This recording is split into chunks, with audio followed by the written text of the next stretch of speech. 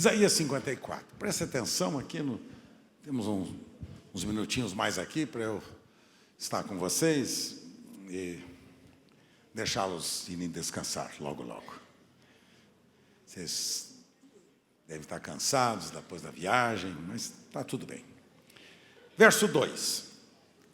Alarga o espaço da tua tenda, estenda-se o toldo da tua habitação, não impeças. Alonga as tuas cordas e firma bem as tuas estacas. Porque transbordarás para a direita e transbordarás para a esquerda, a tua posteridade possuirá as nações e fará que se povoem as cidades assoladas. Não temas, porque não serás envergonhada. Não te envergonhes, porque não sofrerás humilhação, pois te esquecerás da vergonha da tua mocidade e não mais te lembrarás do opróbrio da tua viuvez. Amém? Senhor, faz-nos lembrar estas verdades. Firma bem no nosso coração e capacite-nos a praticarmos os sonhos que tens revelado a nós, teus filhos. Em nome de Jesus, amém. Amém? Eu acabo de receber um torpedo do nosso querido pastor e deputado estadual, Carlos Alberto Bezerra Júnior, pedindo imensas desculpas a todos vocês pelo fato de talvez não ser possível ele chegar até aqui. Ele está reunido com uma comissão da ONU, Organização das Nações Unidas, com os representantes dessa organização, tratando exatamente do projeto sobre o trabalho escravo, de autoria do nosso pastor e deputado. É um projeto que alcançou não só a atenção de todas as autoridades brasileiras, mas das autoridades internacionais também. O Júnior foi chamado aos Estados Unidos, a Washington, exatamente para, num encontro que ele teve com a liderança do governo americano, um jantar com o presidente Obama, o Júnior falar e explicar quais os projetos e o que levou a sonhar com um projeto que viesse a produzir liberdade, a produzir justiça social, exatamente em relação a tantos e tantos, milhares e milhares, não só de brasileiros, mas de estrangeiros que chegam ao nosso país e são levados ao vergonhoso trabalho escravo. Então, o nosso Carlos Alberto Júnior tem sonhado estes sonhos do coração de Deus de justiça e liberdade. Ele foi o autor deste projeto que já foi assinado pelo governador, sancionado pelo governador e que está sendo reconhecido. Ele vai agora a Bruxelas, para a convite especial da organização lá em Bruxelas, dos direitos humanos, para falar sobre este projeto. É o nosso pastor, exercendo um ministério diferente do nosso, mas não menos importante do que o nosso, para o qual todos nós devemos orar e abençoar e proteger e ajudar. Ele e a Patrícia agora como vereadora, Patrícia também está com um trabalho intenso na Câmara Municipal, um projeto que está sendo aprovado também da parto sem dor, para as mulheres, e particularmente para aquelas que não têm condição de pagar um parto. Então, os nossos filhos, os nossos pastores estão envolvidos com o ser humano, com as pessoas.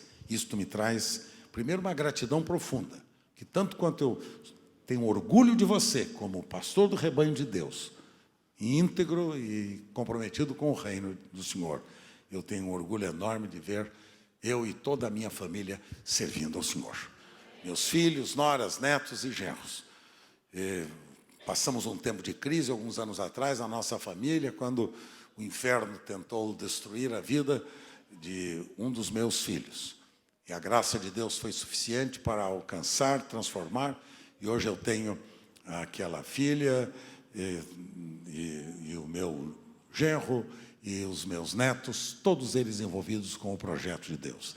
Graças a Deus por isso. Não tenho família perfeita. Meus filhos são imperfeitos também, como igualzinho o seu. Mas eu tenho uma família comprometida com o reino de Deus. Isso me traz alegria, isto que me dá a autoridade de ensinar a vocês, e esta é a minha credencial. Eu e a minha casa servimos ao Senhor Jesus. E jamais será diferente. Amém. Alarga o espaço da tua tenda. Esse é o grande desafio que o Senhor colocou no meu coração ao finalzinho do ano passado, quando eu estava pedindo que o Senhor me desse desafios novos para o ministério, para ajudar vocês, para desafiar vocês, para colocar no coração de vocês uma verdadeira semente que produzisse frutos abundantes de crescimento, de multiplicação, significativos, não só em termos de qualidade de frutos, mas em termos de quantidade de frutos. Que qualidade necessariamente gera quantidade, não tem jeito, né? Qualidade gera quantidade. Quantidade nem sempre é sinal de qualidade. Esta é uma verdade, né? Mas ovelha sadia, como diz meu amigo Eibe, sempre dá cria. Sempre dá cria. Ou, como nós dizemos, ovelha gera ovelha e amamenta a ovelha. Porque esse é o propósito de Deus para a vida de cada um dos discípulos de Jesus, de cada cristão, que eles sejam saudáveis, tenham um útero espiritual saudável, reprodutivo e, ao mesmo tempo, responsável. Pois não só queremos ver as multidões sendo alcançadas, mas queremos ver as multidões sendo bem discipuladas, bem cuidadas. Nós não queremos que as pessoas entrem pela porta da frente e saiam pela porta do fundo, sem pelo menos terem recebido de nós o pastoreio, a atenção, o cuidado, o amor, o carinho, a dedicação, né? Às vezes eu fico frustrado quando eu vejo a irresponsabilidade de tantos e tantos, né, envolvidos na vida pastoral, que imaginam que a igreja é apenas o resultado das grandes realizações, dos grandes movimentos que geram grandes multidões irresponsáveis. Que, infelizmente, se no Brasil nós tivéssemos um cristianismo responsável, nós já teríamos invadido todos os matizes sociais da nossa nação, já teríamos abençoado a nossa nação. Nós estamos discutindo nesses dias sobre se recebe ou não recebe o homossexual, se apoia ou não apoia o casamento dos gays, se é certo ou se é errado, se é bom e se é ruim, se dá certo ou não dá certo. Filhos queridos, nós não temos que entrar nessa questão, nós temos que ficar com a palavra de Deus e com ela absoluta, na sua plenitude. A nossa paixão é pelo pecador, é pelo ser humano, a nossa paixão é pelas pessoas. Agora, em relação ao que elas estão fazendo, deixa Deus cuidar delas, deixa, porque você não é a quarta pessoa da Trindade. Deus precisa de você para levar o pecador ao arrependimento. Agora deixe que Ele transforme o homossexual, o travesti, o pervertido. Deixe que Deus transforme a vida dele. Deixe que Deus transforme aquele que está com o casamento marcado com a pessoa do mesmo gênero. Deixa, esse assunto não é seu. O seu assunto é: ide e pregai o evangelho a toda criatura. Aquele que crer e for batizado será salvo, e aquele que não crer já está condenado. Ide e fazei discípulos de todas as nações, batizando-os em nome do Pai, do Filho e do Espírito Santo, e ensinando-os a guardar todas as coisas que eu vos tenho ensinado. Vamos nos preocupar com os perdidos e vê-los alcançados pela graça de Deus. E o pecado na vida deles será extirpado, e a transformação virá, porque é o Espírito Santo que convence do pecado, da justiça e do juízo, e não o que eu faço, e não a minha teoria, e não o que eu penso, e não o meu entendimento. O que Deus quer realizar na minha vida, e na sua vida, e na vida desta nação, é um derramar de amor pelos perdidos, para irmos buscar. E eu estou certo que as mudanças o Senhor manifestará,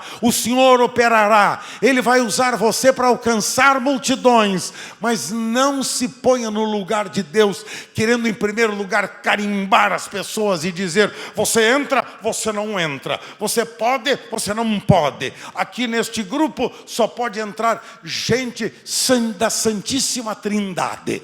Se você não é da Santíssima Trindade, não pode entrar aqui. Se você está casado de maneira equivocada, se você está vivendo uma vida de pecado, aqui você não entra, porque aqui nós somos todos de uma santidade absoluta e aqui você não tem lugar para entrar. Quero dizer que eles precisam entrar, sim. Poucos dias atrás, uma das nossas células, um dos líderes falou comigo e disse: ai, pastor, estamos com um problema. Qual foi?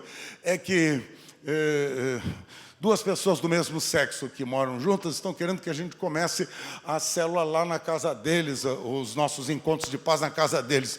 O que é que o senhor acha, pastor? Devemos começar ou não? Porque afinal de contas, eles não estão casados direito. Falei: para com isso, filho. Vai logo para a casa deles, fique na casa deles, tome café com eles, almoce com eles, jante com eles, leve-os a Cristo e deixe que o Senhor faça mudança. É o Senhor que muda o coração das pessoas. Ele é o responsável por isso. Vai correndo, vai correndo. Jesus ia estar em aperto agora, que eu garanto que ele estaria sentado com prostitutas e pecadores miseráveis e publicanos safados, ladrões, gente desqualificada. Estaria sentado com eles e comendo com eles um peixinho e tomando um vinhozinho gostoso. Ou não? Foi chamado de beberrão e comilão. Ou não foi? Claro, porque o religioso é de uma hipocrisia fantástica. Coa mosquito, engole camelo. Coa mosquito, e por isso que Jesus disse: vocês são sepulcros caiados, sua cambada de gente que faz volta no mundo inteiro para ganhar um discípulo, fazer um prosélito. E depois vocês tornam esse prosélito, esse discípulo, por duas vezes filho do diabo. Primeiro, porque eles ficam iguaizinhos a vocês, hipócritas. Segundo, porque eles não entram no reino de Deus. Duas vezes filho do diabo. Para com isto. Para com isto. Para com isto. Vamos alcançar as multidões. Vamos alcançar as nações com o evangelho de Jesus. Não é o evangelho que condena, mas o evangelho daquele que veio buscar e salvar todo aquele que se havia perdido. Buscar e salvar todo aquele que se havia. Então, eu tenho um sonho no meu coração. Há quase 50 anos que eu nutro este sonho. Sou convertido há quase 53 anos. Logo depois o Senhor me levou a conhecer algumas das verdades espirituais que me tornei apaixonado por elas. Eu estive em alguns lugares estratégicos na história da igreja. Estive na região da América Central, quando a América Central estava em convulsão por causa das mudanças políticas e sociais naquela época. E havia movimentos extremistas. E eu tinha um pastor amigo meu na cidade da Guatemala, que ele dizia assim para mim, para a Sueli, estamos lá, ele dizia assim: o Dean Truth. O Dean falava assim: Carlos Alberto, eu estou preparando a igreja para que a igreja viva no subterrâneo. Por quê, Dean? Porque se surgir a perseguição, se as portas se fecharem, nós não vamos poder nos reunir nos grandes prédios. Nós vamos ter que reunir nas casas e, se necessário for, no subterrâneo. Passados muitos anos, eu encontrei o Dean lá nos Estados Unidos, em Los Angeles, na Califórnia. E, Dean, como é que você... ele tinha já vindo de lá. Ele disse: Carlos Alberto, a igreja passou por as maiores pressões e dificuldades, mas foi o grupo que mais cresceu, foi aquele grupo que foi trabalhado, discipulado, cuidado, e pastoreado, e discipulado de fato. Aquele grupo multiplicou-se, cresceu. Temos hoje lá células por toda a cidade, e se vier uma perseguição, nós estaremos sempre prontos para continuar as nossas reuniões, nossas atividades, e evangelizando e abençoando o mundo. O Abe esteve na China há pouco tempo atrás. O Abe falou para mim uma coisa. O Abe me disse: Beto, a igreja na China, a igreja cristã na China, é pouco conhecida, porque ela vive nos subterrâneos. o maior avivamento da história que vocês não conhecem, nos dias atuais, está na China. A igreja está lá nos subterrâneos. A igreja dos pequenos grupos, a igreja das células, lá está. Dr. Ralph vai falar naturalmente mais conosco. Ele vem vindo de países que antigamente estavam fechados, né, para o evangelho, hoje têm sido abertos, como agora, esteve lá em Ucrânia, agora, há poucos dias atrás, ele vai contar para vocês as experiências lá na Ucrânia. Lá a igreja em células vai crescendo e multiplicando-se. Ela não precisa de prédio, ela precisa somente de pessoas, apaixonadas por pessoas, que queiram cuidar de pessoas, amar pessoas, servir pessoas, lavar os pés das pessoas, discipular as pessoas, trabalhar com as pessoas, e o resultado é Ele quem realiza. Nós não precisamos de prédios. Que bom termos os prédios. Não fazem mal. Se puder ter o prédio, vamos ter. Como lá em Ermelino, como lá na sede mesmo, estamos ampliando, como lá em Guarulhos, como em Londrina, em outras cidades, estamos ampliando os prédios. Não tem importância os prédios, mas quero dizer uma coisa para vocês: o nosso fundamento não está no prédio, o nosso fundamento está na pessoa. O Senhor nos enviou para cuidar de pessoas, alcançar pessoas e vê-las transformadas em discípulos de Jesus. Este é o grande desafio de minha vida, do meu coração, ao longo de todos esses anos. Quando eu descobri essas verdades, que foram firmadas exatamente com o grande avivamento na Argentina, com Juan Carlos Ortiz e outros tão preciosos líderes com quem eu desfrutei de amizade e comunhão. Quando eu olho para trás, eu vejo o Senhor trazendo ao meu coração verdades que definiram o meu ministério e a minha vida. E eu passei a trabalhar, né, como vocês sabem, nesses muitos anos, trabalhar duro para formar pessoas, para ajudar a formar discípulos, a preparar líderes, a enviar líderes, a cuidar.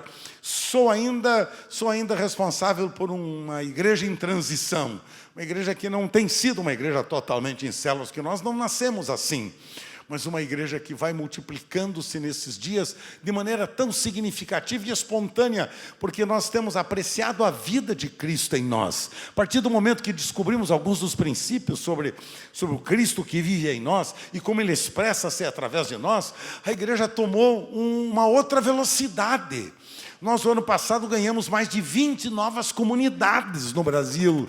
Ganhamos um grupo de pessoas que foram sendo alcançadas pela graça de Deus. E eu espero, nos próximos anos, contando com a graça de Deus e com a sua participação, que nós sejamos pelo menos 1000 congregações no Brasil para a glória do Senhor Jesus.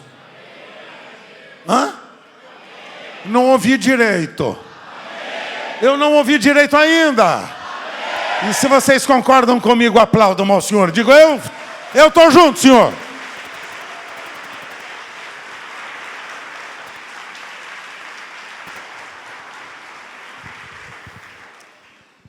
Estava falando com o Dr. Ralph hoje, dizendo para ele, eu lembrava-me do grande Martin Luther King Jr. Martin Luther tinha um sonho. Ele não conseguia ver o seu povo sendo escravizado do jeito que estava sendo escravizado, sofrer do jeito que sofria. Ele sonhava com a libertação do seu povo, ele sonhava com a justiça na sua nação implantada, ele sonhava em ver brancos e pretos caminhando juntos, entrando em hospitais, tanto para brancos como para negros, ou qualquer outra atividade em que as duas cores pudessem conviver normalmente. E ele tinha um sonho para a sua nação, ele tinha um sonho para a nação, e ele dizia, eu tenho um sonho. Eu quero ver a minha nação livre desses preconceitos, livre dessas barreiras, e eu vou trabalhar para que isso aconteça. E quem de nós aqui não conhece a história de Martin Luther King? Quem de nós não sabe o coração daquele homem? Por causa de um sonho, viu a sua nação sendo transformada. Chegou a doar a sua própria vida para que a sua nação fosse alcançada. E o resultado lá está hoje. Talvez não seja perfeito quanto todos de nós imaginamos, porque, enfim, não há perfeição entre os seres humanos, mas lá está uma nação que honra, que respeita hoje as diferenças raciais. E eu pergunto-lhes, qual é o sonho que nós temos nutrido nos nossos dias? Qual é o sonho que nutrimos o nosso coração? Eu estive com o meu amigo Paulo Mazzoni, ele e a Lu, né? O ano passado estivemos lá hein?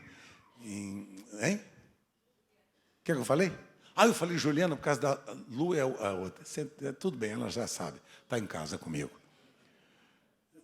Né, Juliana? Mas nós estivemos lá em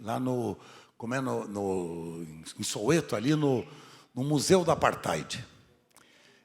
Estávamos os quatro, eu, Paulinho, Juliana e a Sueli.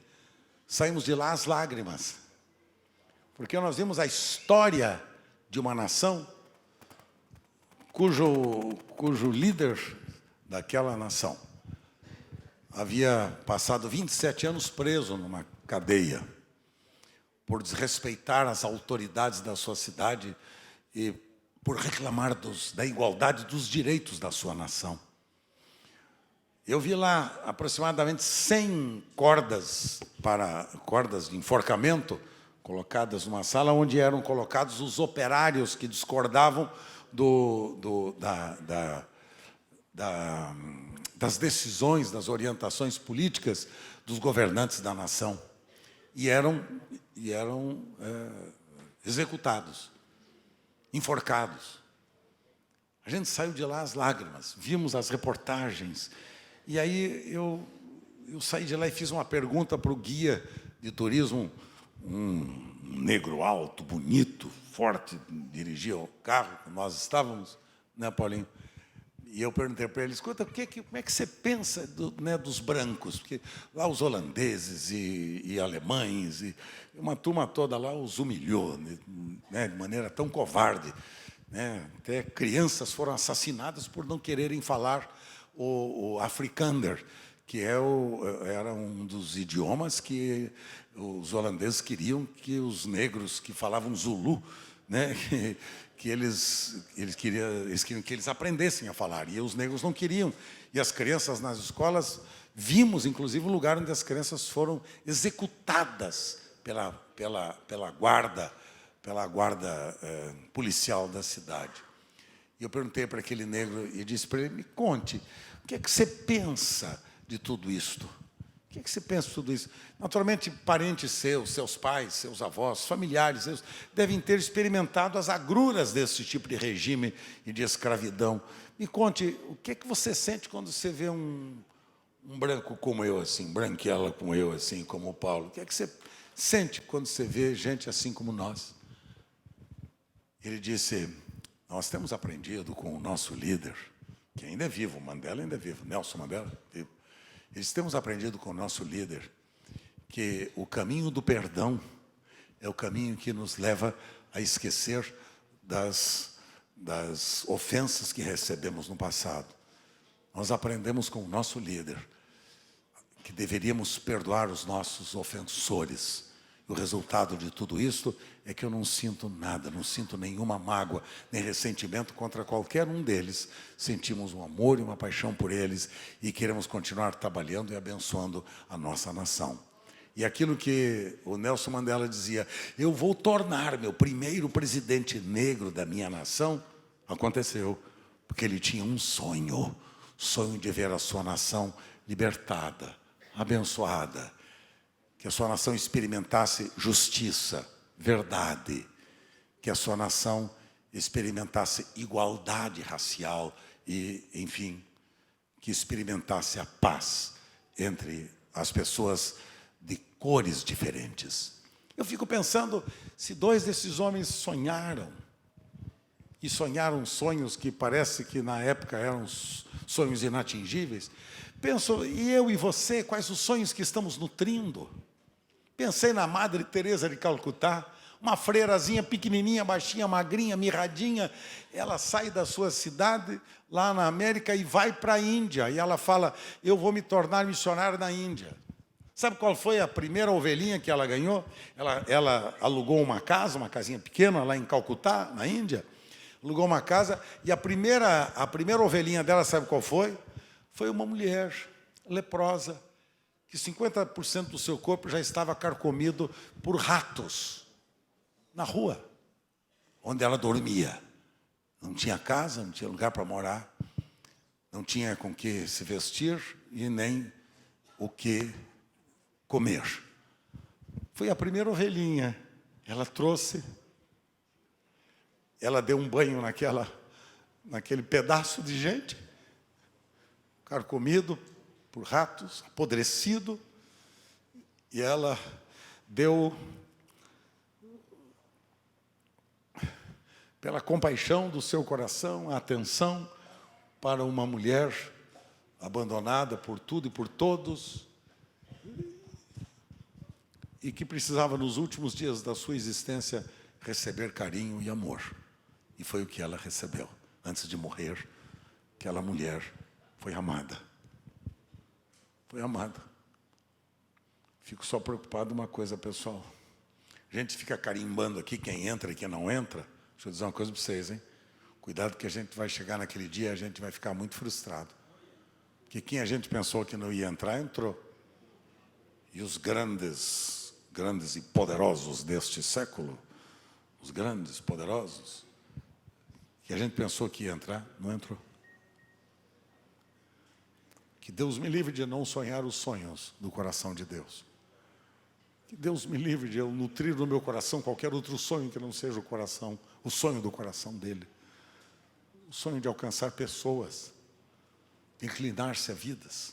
Esteve em nossa comunidade o ano passado, amigo do Júnior, meu filho Júnior, sempre meu filho Júnior, Ciscava São Perigosa. O Júnior levou lá o discípulo da Madre Teresa de Calcutá. Falou com você, deve ter falado com você, né, Toninho? Levou lá na comunidade, num dia que eu não estava.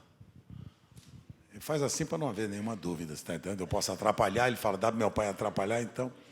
Ele levou um caba de quase 2 metros de altura, cabelo comprido. Quantos de vocês estavam lá assistindo? Vocês viram? O caba disse que era uma figura, né?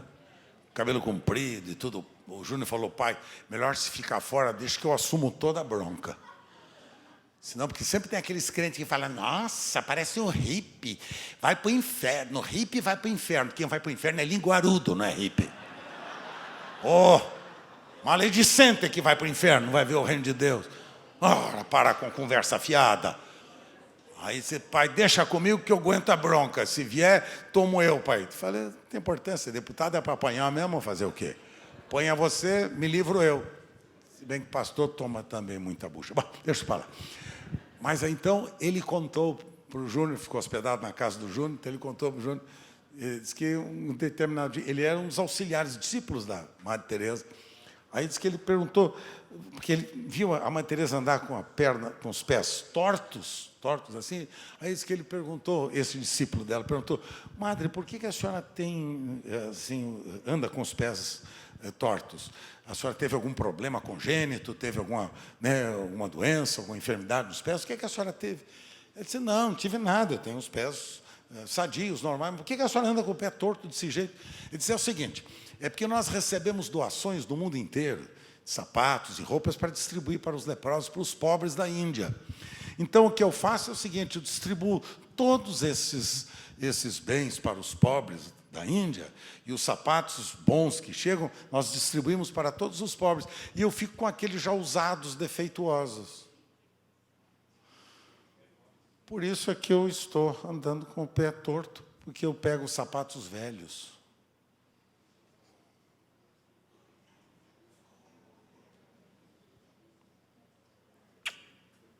Oi. Como é que está seu sapato aí? Dá uma olhada no sapato. Quantos você tem? Novinhos em folha? As mulheres devem ter muitos, não? Estava vendo um programa na televisão ontem, rapidamente, ligamos eu e Sueli, felizmente a Sueli estava junto comigo. E aí ligamos e fazer uma pesquisa sobre por que as mulheres gostam de sapato e bolsa. E tinha uma delas lá que falou, eu tenho 200 sapatos. Falei, graças a Deus, Sueli, você está fora. 2 basta. Os outros todos estarei doando para as entidades sociais. Brincadeira, brincadeira. Senão depois o couro come para o meu lado. Depois o couro come para o meu lado, você está entendendo? Mas será que tem explicação por que mulher gosta de sapato? Por que mulher gosta de bolsa? Já notou? Para botar o sapato dentro? Ah, tá boa explicação, eu não tinha pensado nisso. Eu tenho um sonho. I have a dream. Falava com o Dr. Ralph ainda hoje pela manhã. I have a dream. Qual é o sonho? O sonho de ver uma igreja na expressão do corpo de Cristo, alcançando esta nação, alcançando a minha cidade, alcançando as cidades que você pastoreia. E quando eu vejo pastores amortecidos, me dá vontade de pegar a cabeça dele e bater na parede. Acorda para a vida acabar. Acorda. Acorda. Levanta-te dentre os mortos e Cristo te esclarecerá. Desperta tu que dormes. Levanta-te dentre os mortos e Cristo te esclarecerá. Pastores que têm desculpa que a cidade é maldita. Aqui tem uma potestade nesta região aqui da Bahia, pastor, que não dá para evangelizar aqui, Manuel, de jeito nenhum, nem venha para cá. Aqui tem o demônio do axé.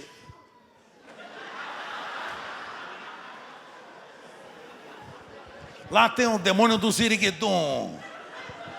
Lá no Rio. Qual é o demônio que tem lá, que habita lá?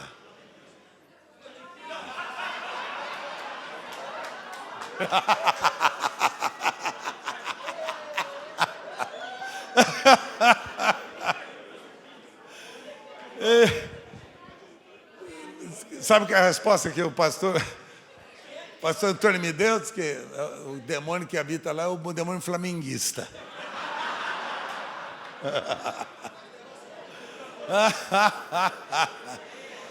Só porque ele é botafoguense campeão. Botafoguense campeão, né? Eu vibrei com você, viu, cara? Vibrei. Hein? A igreja orou muito, eles que jejuaram muito, oraram muito, a igreja se colocou em oração. É brincadeira. Não fala assim que depois eles vão querer ficar orando e jejuando pelo Corinthians, aí não vão ganhar tudo, pô. Já basta o que nós estamos ganhando, depois a gente ganha tudo. Para com isso. Que para tirar a gente para tirar a gente do rumo é só no roubo, porque na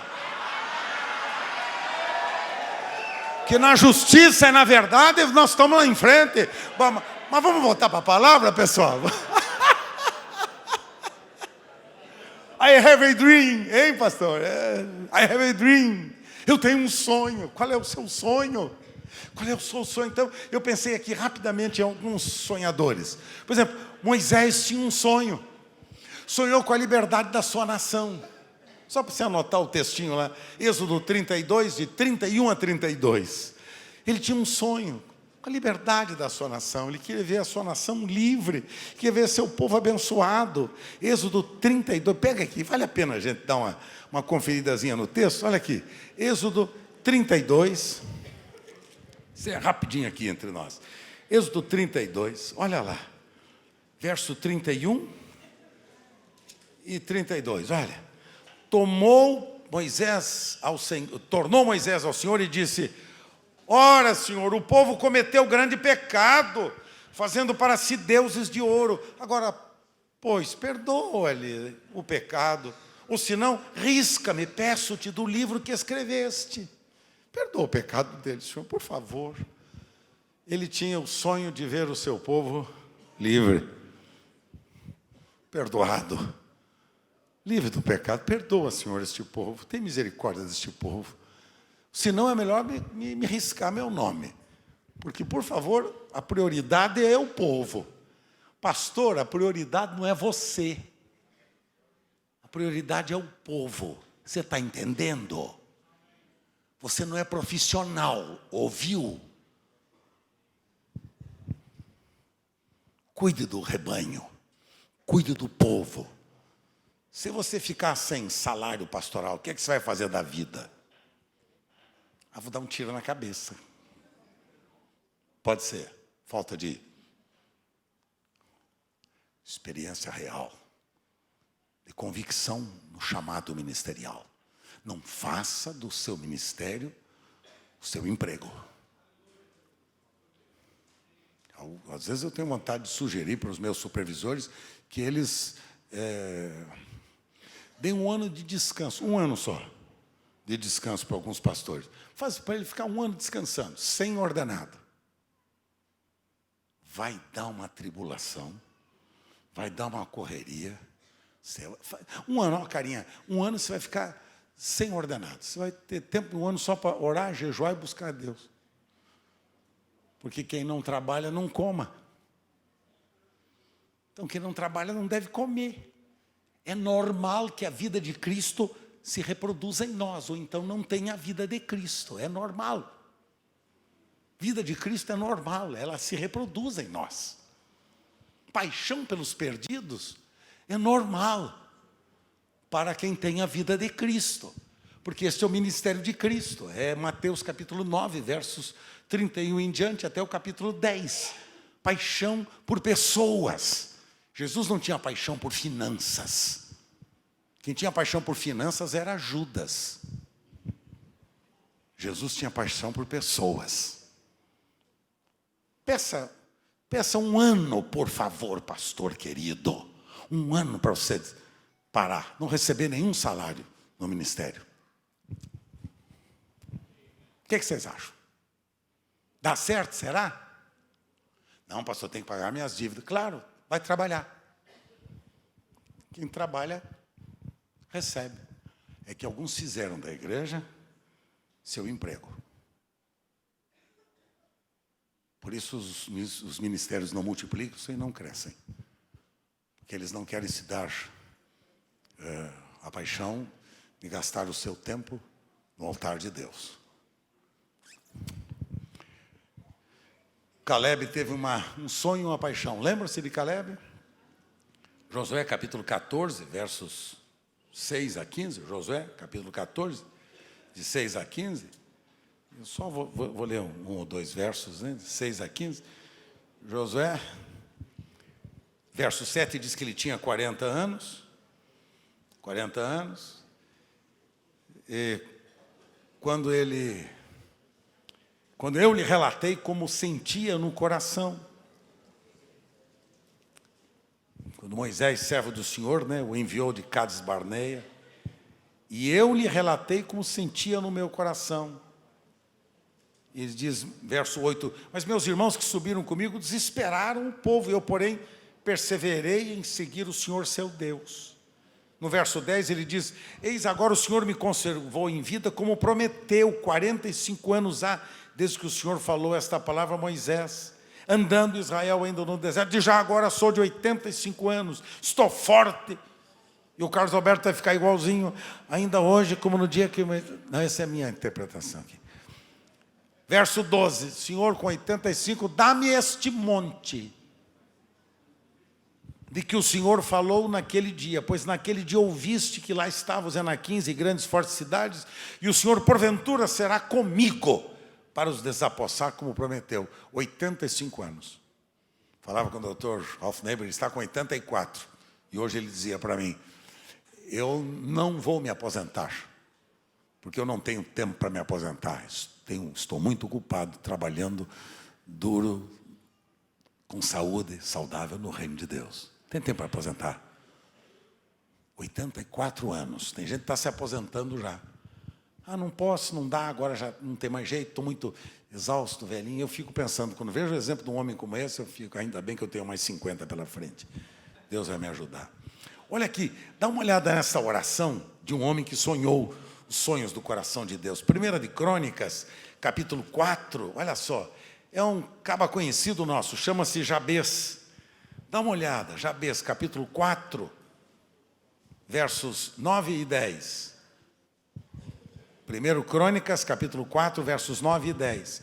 Foi Jabez mais ilúcido que seus irmãos, e sua mãe chamou-lhe Jabez, dizendo, porque com dores odeia a luz. Imaginou uma pessoa que tem o nome com dores odeia a luz? Como é seu nome? Com dores minha mãe me gerou. Com dores ela me deu a luz. Você imaginou? Fiz sofrer minha mãe no nascimento. Foi um parto terrível. Minha mãe chorou quando eu nasci. Tinha tudo na história da vida dele para justificar seus fracassos, qualquer fracasso. Olha o que ele fala, verso 10. Jabez invocou o Deus de Israel, dizendo: ó, que me abençoes, que me alargues as fronteiras, que seja comigo a tua mão e me preserves do mal, de modo que não me sobrevenha aflição. E Deus lhe concedeu o que ele tinha pedido. Senhor, que me abençoe e alargues as fronteiras.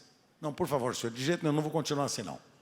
Do jeito que eu estou, com este grupinho, com esta igrejinha, com esse negocinho aí, com esse grupinho que não se multiplica, que não tem a vida de Cristo, que não cresce, que não discipula, que não evangeliza, que não tem paixão pelo perdido, que não ama o seu próximo, que não cuida das necessidades do mundo ao seu redor, que não busca justiça em relação à causa do oprimido, que não busca a verdade, que não busca a piedade, o serviço, a doação, a entrega, o amor. Sinceramente, querido, é melhor deixar de ser chamado de cristão. Sabe com quem que a gente tem que aprender? Com os talibãs. Lá o grupo do... Como é o nome dele? De Osama Bin Laden, de saudosa memória. Temos que exatamente dar um jeitinho de aprender com eles. Vocês sabiam que as crianças... Em alguns países muçulmanos, crianças de até 12 anos de idade estão sendo preparadas para serem homens-bomba, crianças-bomba, mulheres-bomba. Elas são enviadas para estar entre os grupos que eles querem exterminar e as crianças explodem uma bomba na cintura. Os pais entregam os filhos e os filhos vão felizes da vida para serem sacrificados. Agora, desculpe, e nós? Nossos filhos recebem o nosso cuidado, a nossa atenção? Recebem discipulado carinhoso, intenso? Vou falar com vocês num dia desses aí sobre esta questão que tem me preocupado muito sobre as nossas crianças, juniores, adolescentes e jovens. A igreja está perdendo esta geração. A igreja está perdendo esta geração para o traficante do morro ou da cidade. Para o crime, para a violência e outras tantas coisas mais. Jabez disse: Senhor, abre as fronteiras porque eu quero crescer. E o que é que aconteceu? E Deus concedeu. Deus concedeu para ele. Disse: Senhor, eu quero essas fronteiras, abre essas portas. Eu não quero ficar do jeito que eu estou. Abre essas portas. Eu quero ir em frente. E o que aconteceu? E Deus concedeu. Você crê que Deus pode conceder para você? Hein, Celso? Você é lá em Curitiba, Cercinho? Bora, cara. Estou te vendo aí, você, a tua querida Selma, aí, o filhão amado, a turma toda da minha Curitiba linda. Vamos expandir aquelas fronteiras lá. Vamos invadir aquela cidade. Lá, e só mesmo vamos parar quando nosso amigo Robert Lai se unir a nós. Aí ele continua, você está entendendo? Aí ele continua. Paulo escreve aos Efésios, capítulo 3. Dá uma olhadinha no sonho de Paulo. Eu já estou terminando aqui. Efésios 3, olha aqui Paulo dizendo aqui uma coisa tremenda. Paulo diz assim para os irmãozinhos lá de Éfeso, capítulo 3, versos 14. Diz assim: eu me ponho de joelhos diante do Pai, de quem toma todo o nome da família, né? Tanto no céu como sobre a terra, para que, segundo a riqueza da sua glória, vos conceda que sejais fortalecidos com poder, mediante o seu Espírito no homem interior, e assim habite Cristo nos vossos corações, pela fé, estando vós arraigados e alicerçados em amor, a fim de poderdes compreender com todos os santos qual é a largura, o comprimento, a altura, a profundidade, e conhecer o amor de Cristo que excede todo entendimento, para que sejais tomados de toda a plenitude de Deus. Ora, aquele que é poderoso para fazer infinitamente mais do que tudo quanto pedimos ou pensamos, conforme o seu poder que opera em nós, a ele seja a glória na igreja em Cristo Jesus, por todas as gerações, para todos sempre. Amém. Paulo está dizendo: Senhor, alarga as fronteiras, abre as portas, dá a tua santa e amada igreja, o teu santo corpo, a clareza do projeto, do propósito, da visão de alcançar as pessoas e vê-las transformadas em discípulos teus. Abre essas portas, elas precisam compreender a plenitude da dimensão do teu amor. Senhor, é isto que eu quero, por isso eu me ponho de joelhos, por isso eu oro, para que este sonho seja mensurável, para que a gente possa alcançar este projeto. Faz isto, Senhor. Aqui estou eu, Senhor, me use nesse projeto, para que eu possa cooperar contigo, a fim de que as pessoas sejam alcançadas, conheçam a Cristo na sua plenitude, Senhor. Me ajude, Senhor. Por fim, Evangelho de Marcos, capítulo 5, tem duas experiências lindas. Marcos, capítulo 5. Olha aqui só que coisa tremenda. Marcos, capítulo 5, é a filha do nosso querido Jairo, que vocês conhecem bem, um dos principais da sinagoga, né? Ela estava às portas da morte, e ele pede para que Jesus viesse e pusesse as mãos sobre ela, para que ela pudesse ser salva e viver. Então Jesus foi com ele. Jesus foi? Só rapidamente, esse homem tinha um sonho, pessoal. Ver a saúde restaurada no corpo da sua filha. Pessoal querido, ele tinha um sonho. Levar saúde para a sua família. Saúde para a sua casa. Um sonho. E ele foi lá. Vai à multidão, atravessa a multidão, enfrenta os problemas, as dificuldades, as pressões, a incredulidade, as críticas, ele enfrenta tudo. E no verso de número 41 diz a Escritura que Jesus tomou a menina pela mão e disse, Talita cumi, que quer dizer, menina, eu te mando, levanta-te. E imediatamente a menina se levantou e pôs-se a andar, e pois tinha 12 anos. E as pessoas ficaram sobremodo admiradas.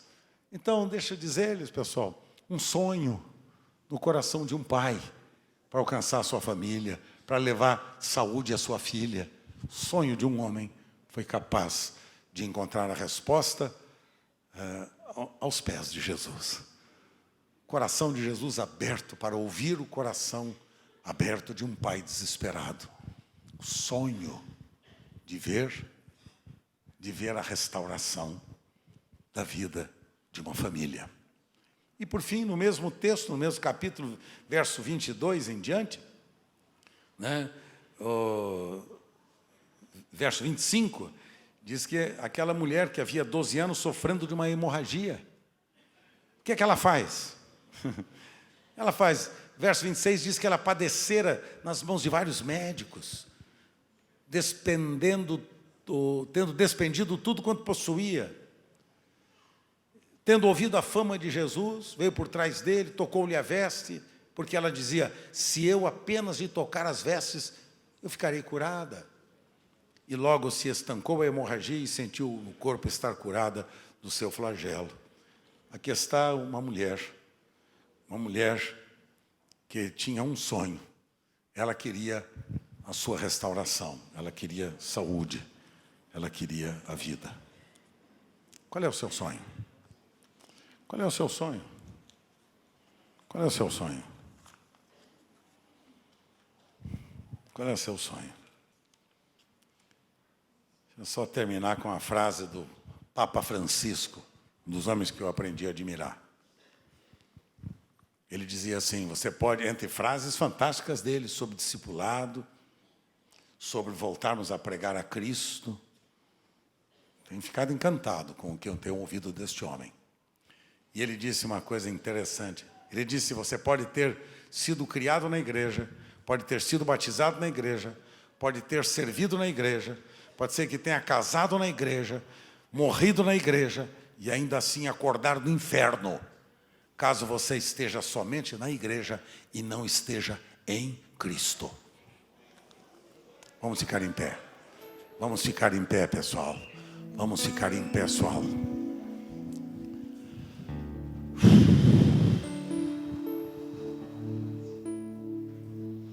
pode ter tudo isso, se não estiver em Cristo, não há nenhuma esperança. Cristo é a nossa vida, o motivo de louvor em nosso novo coração. Pois morreu a nossa morte,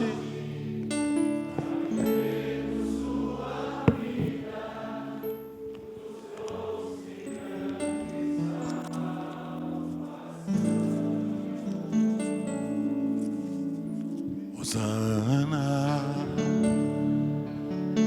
Hosana, Hosana.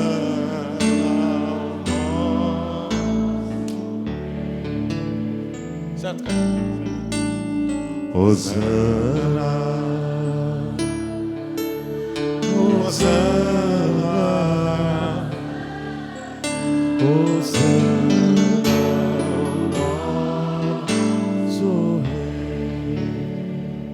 Deixa eu fazer uma pergunta para você antes da gente sair hoje à noite daqui. Qual é o seu sonho? Hã? Qual é o seu sonho?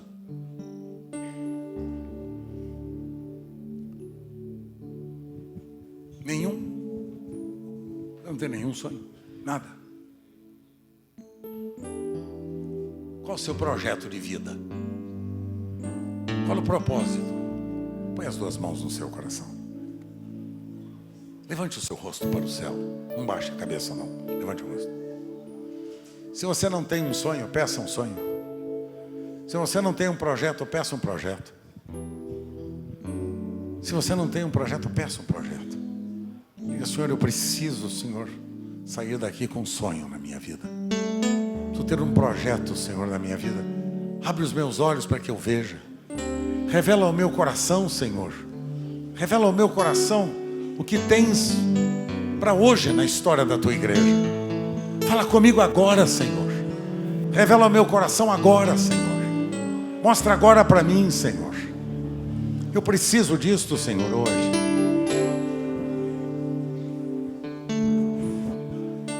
Qual é o sonho que você nutre? Qual é o sonho que você deseja? Qual é o sonho que você quer?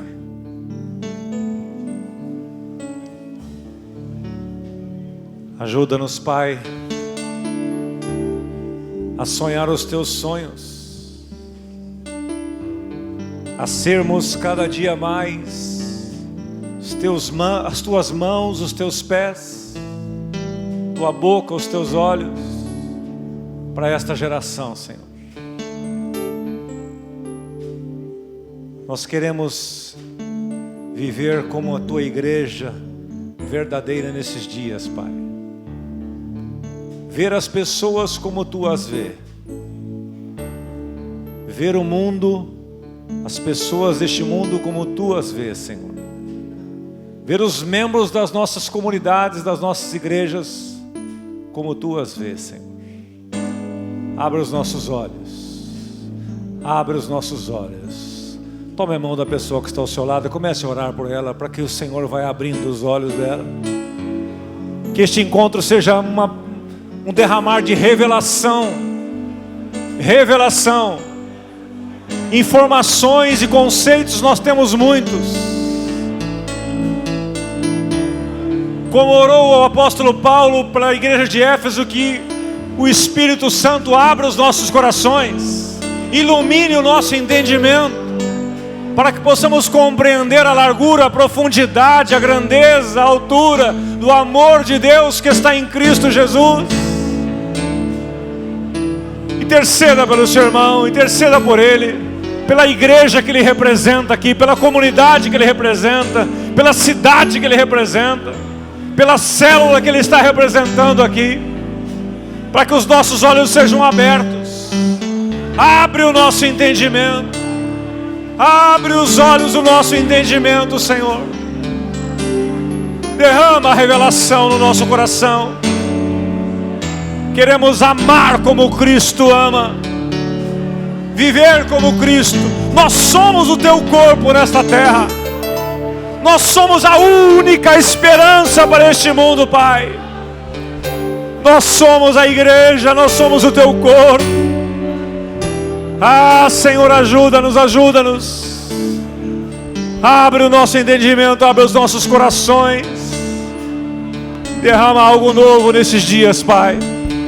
Que saiamos daqui transformados pelo teu poder, transformados pela tua graça, renovados na visão, Senhor, na visão do teu coração, sonhando os teus sonhos, em nome do Senhor Jesus. Se você quer isso, aplauda o Senhor mais uma vez, aplauda Ele, diga: Senhor, eu recebo o que eu pedi, Senhor, eu recebo o que eu pedi, Pai, para mim e para os meus irmãos, em nome de Jesus. Em nome de Jesus.